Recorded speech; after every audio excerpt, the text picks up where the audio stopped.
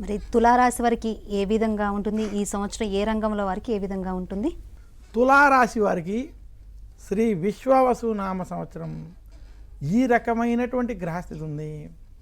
తులారాశి వారికి విశేషించి లాభస్థానంలో కేతు, పంచమ స్థానంలో రాహు అనుకూల సంచారం. తులారాశి వారికి బృహస్పతి భాగ్యస్థానంలో అనుకూలంగా సంచరించడం.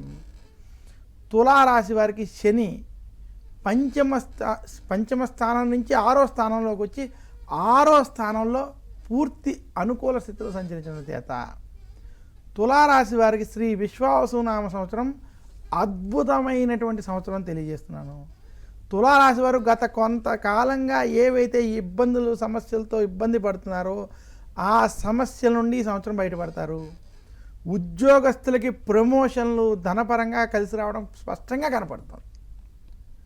తులారాశి వ్యాపారస్తులకి వ్యాపారంలో జయము, వ్యాపారంలో అభివృద్ధి సంవత్సరం కనపడుతుంది. తులారాశి వారు గత కొంతకాలంగా ఏవైతే ఇబ్బందులు ఎదుర్కొంటున్నారో ఆ సమస్యల నుండి బయటకి ఖచ్చితంగా ఈ సంవత్సరం వస్తారు. విశ్వావసునామ సంవత్సరం తులారాశికి అన్ని విధాలుగా కలిసి వస్తుంది.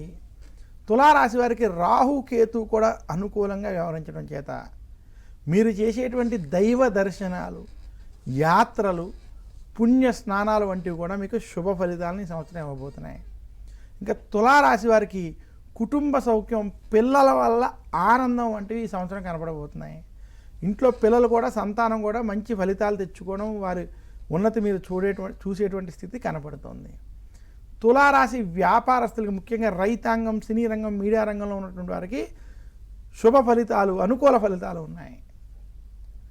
తులారాశి స్త్రీలకి ఈ సంవత్సరం అన్ని విధాలుగా కలిసి వస్తుందని తెలియజేస్తూ, తులారాశి వారు మరింత శుభ ఫలితాలు ఈ సంవత్సరం పొందాలంటే శుక్రవారం రోజు కనకదార స్తోత్రాన్ని పారాయణం చేయండి. అలాగే తులారాశి వారు విశేషంగా ఆదివారం రోజు సూర్యాష్టకాన్ని పఠించడం, అలాగే ఆదివారం రోజు నవగ్రహ పీడాహార స్తోత్రాన్ని పఠించడం చేత మరింత శుభ ఫలితాలని తులారాశి వారు పొందగలరు.